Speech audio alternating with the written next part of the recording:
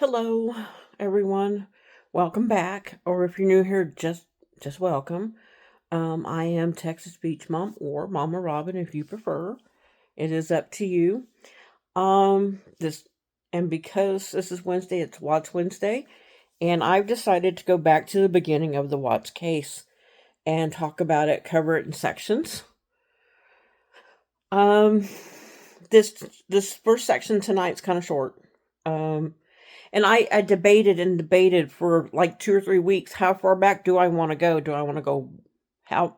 And it was depend on a lot on how much I could find, and I didn't find that much. I don't know how people do it. I've seen some shit where they find stuff, and I'm like, where the hell did you find that at? I haven't been able to find anything like that. Then I go to look it up after I've seen them find it, and I still can't find it. Maybe research isn't my thing, but I do my own research. A lot of the information I get off the Discovery.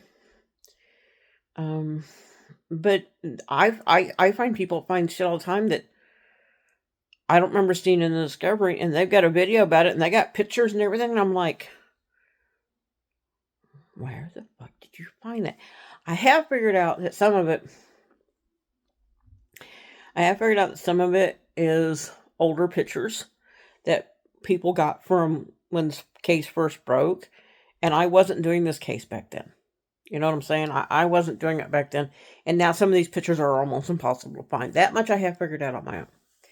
So I didn't go all the way back. I went kind of, we're just going to do a quick one, like from the time she was born till she met Chris. And then next week we're going to start with her life with Chris. So, since like I said, it ain't very long. It ain't gonna take long to do this. I took notes. The problem with me taking notes, and I hate admitting this to people, but a lot of people say that my writing is chicken scratch. It looks kind of like when a doctor writes a prescription and you can't read the damn thing, and you got the pharmacist looking at it like, "What the fuck is that?" That's my writing. I hate to admit it, but it is what it is. But anyway, so I took notes on while I was doing my research, and I'm gonna be reading off my notes. It's best I can do tonight is I'm gonna read off my notes. And like I said, I didn't find a lot, and I'm not sure how far back to go. But the one thing I did discover today, again, not a new discovery, something I discovered before, but when I was doing my research, I was doing some of it online, and I discovered that damn Meredith's 2 cents again. I swear to God, that woman's just mean. She is such a hateful, horrible person. She can sit around and talk about Shanann like Shanann's the biggest piece of shit and Chris was just the best guy on the planet. And I look at her and she's just mean. Like, there is no other way to describe that woman. That woman is just horrible. But here we go. Everybody knows that Shanann was born to Frank and Sandra on July 10th, 1984 in Clifton, New Jersey. Now, I'm not sure when they moved to North Carolina. I'm sure somebody out there knows. You can tell me in the comments. But they ended up moving to North Carolina. They moved to Aberdeen, and she went to school and graduated from Pinecrest High School in 2003. Now, from some of the videos I've seen, because like I said, most of what I get from Discovery, some of it's video clips from other people. I got some of this information from video clips of Footsteps Murder. And the rest was pretty much a Discovery. And some research I've done on my own, like Googling stuff. But anyway, she, from what I could see from some of the video clips, she she had friends in high school. She had friends that loved her and thought she was the greatest thing. But according to her ninth grade teacher, what was his name again? Matt Francis.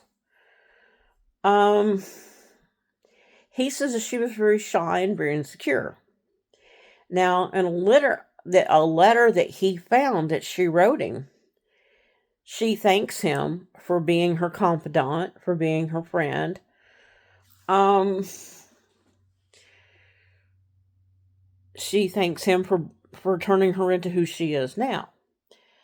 And I get that. I do. But and I don't know if I'm the only one that feels this way, and if I am, I offend people on this one, I apologize. My intention's not to offend. But every time I watch an interview with him, Matt Francis, the ninth grade teacher, there's something about him, not her, not anything she did wrong, but there's something about him that kind of makes me go, I don't know about him, man. I don't know. I don't know. But anyways, I was saying, uh, he was her ninth grade teacher. He said she was very shy, very insecure. He said that she just was having a rough time at home. Um, I guess I guess her mom and dad were fighting at that time. I don't know. I'm not trying to spread rumors or misinformation. And that's something else. Jeez. Every time I go to do more research, I think the misinformation is getting worse because I'm finding information in one area and then the next place I find information, it's the same. It should be the same information based on what I'm looking for. And it's two different stories. And I'm like, so who the fuck is right? I mean, I get different dates, different time. Boy, the information is strong out there. But anyway, she graduated from Pinecrest. In hold on, I gotta look at my chicken scratch. 2003, right? Okay. Now, after she graduates, and while she was in school, she dated that Chris Miller. Um, I think it's funny. A little funny, not like funny haha, but a little funny weird that she dated a Chris and married a Chris. I also think it's funny that not funny haha, but funny weird that the Miller was the last name of her friends, and Miller, if I remember right, the name of the couple that bought the Watts house. Just kind of coincidences, I guess. Just kind of weird. Okay, so later on, after she breaks up Chris Miller and she graduates high school, she meets Leonard King, and he was an attorney in North Carolina. She married Shanann in 2002. They divorced in 2007.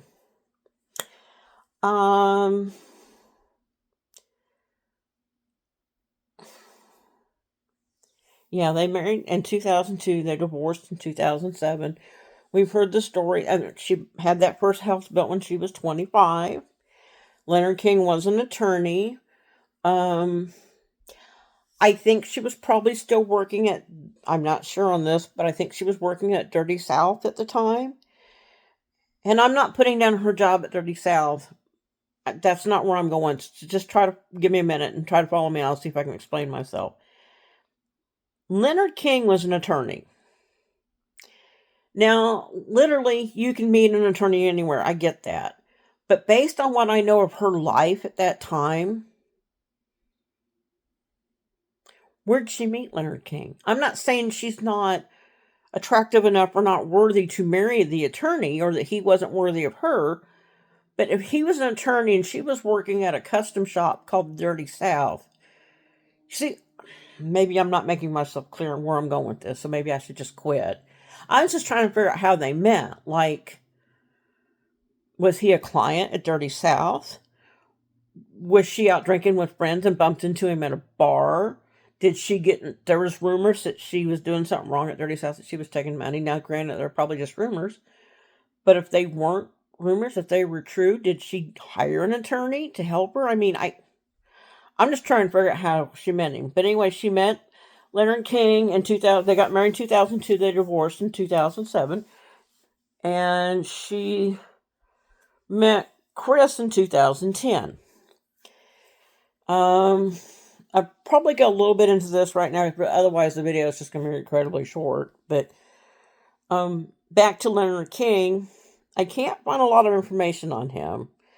I know his wife sold Thrive for a little while, and I don't know if she did that after Shanann did. I don't know if she did it because Shanann did. I don't know if she did it before Shanann. I just know she worked for LaBelle and sold Thrive, which I found kind of interesting too. So, and I can't, I mean, he didn't have any, in the little bit I could read, he didn't have anything bad to say about her. He just said that she wasn't happy and she worked a lot and kind of worked a lot to not come home. And that he loved her, but they just didn't make it work. I mean, I don't know. But I couldn't figure out how she met him. That was one of the things that was throwing me off. I'm like, okay, so I'm not, again, I'm not putting her down in any way. And it really doesn't make any difference other than the fact that I was just simply curious. Where did she meet this attorney? Because when you're 20, and I don't remember how old he was. When you're 20, I didn't write that down. When you're 25, and I know she was ambitious. I know she built her own house and it was a magnificent house. But when you're 25, and you're at that age where you're hanging out with friends, and a lot of your friends you know from work, 30 South was a custom car thing. Where did she meet this attorney? Oh, there's something else I found today, too. See if I can find it in my notes again. She was insecure, 2018, blah, blah, blah, blah, blah. Sandra and Frank. There was something about the house. I found the name of the person that she sold that first house to, and I don't remember ever hearing it before. Where the hell did I write that down at? Did I not write that down? Graduated school, confidant, she was insecure, blah, blah, blah. She built the house. Leonard King.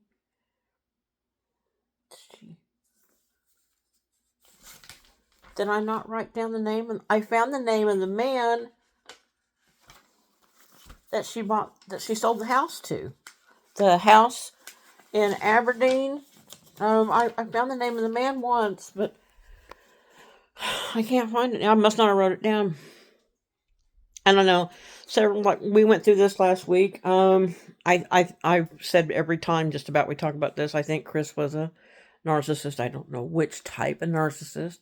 He was definitely a narcissist. I believe that. I believe that, like I said before, she got that first, and we all know that she got that friend request on Facebook. And the first time she got it, she turned it down. She said, nope, she's not ready to meet anybody right now. She's having health challenges and she don't feel good. And she don't want to do all that shit right now. And then later on, he was interested, so he kept hitting her.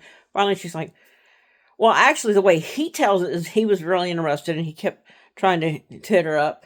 The way she said she turned him down on the first one and she said yes on the second one. And I said last week that I think that there was, when he saw her, he thought she was beautiful. He wanted to have her. Narcissists feel like they've got to have the best of the best of the best. They feel like they're the best. They're a weird thing to understand because in some cases, well, I mean, they are insecure. You would think that being a narcissist, they're not, but they are insecure. But they think they're the best. They're hard to explain. They have a grandiose sense of self, but at the same time, they're also very, very insecure, and it's really weird. I used to say he's one of the most insecure narcissists I've ever seen in my life when I was talking about my ex. And I kind of feel like Chris was one of those, too. I've also said that about my ex, and probably Chris as well, this would probably fit Chris as well, that he was the most confrontational person on the planet. But back to what I was saying, I feel like Chris was a narcissist, so he saw Shanann, he thought she was beautiful, wanted to be with her, wanted to have her. Hit her up the first time, she turned him down. Hit her up the second time, she said fine, whatever. And then he just started talking to her. He just started talking and talking and talking. He started learning things about her. And he learned about her insecurities. And he learned about her health challenges. And he learned that she was in a vulnerable spot in her life. And then he probably love bombed the hell out of her. You know, we went into this last week. He probably love bombed the hell out of her.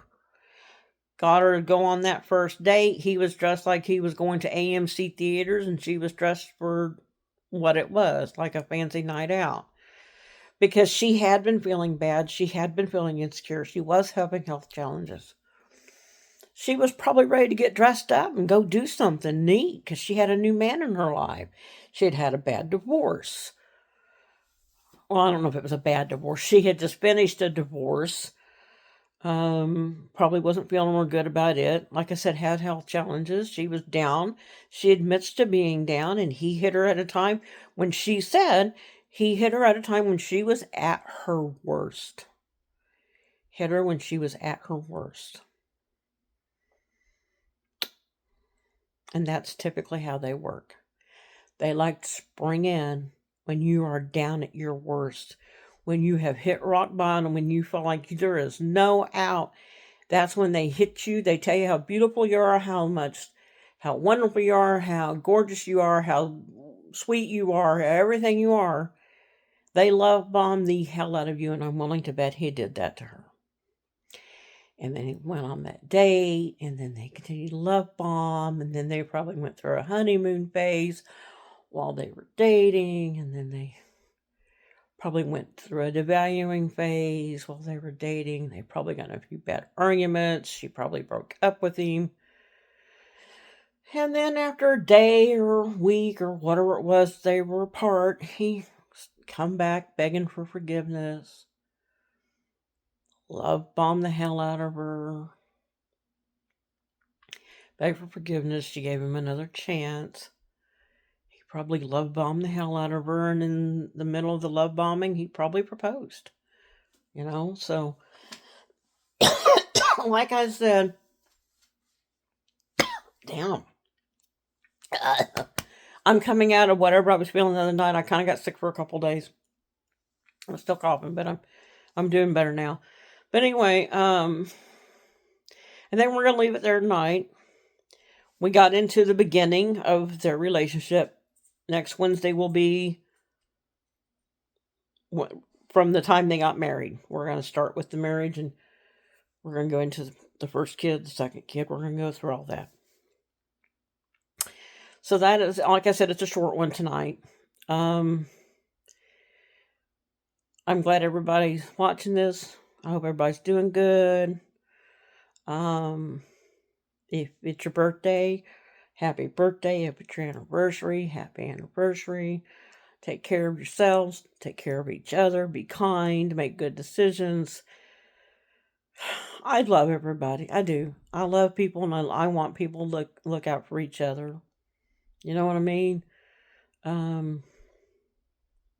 Just look out for each other. Take care of each other. And I love you. And I'll be back Friday night with a Friday Night Live. So do all the neat things. Help us grow as a community. Help us grow as a family. Like, share, subscribe, hit the notification bell. Make sure that you know when I'm getting ready to do something stupid. And I love y'all. Take care.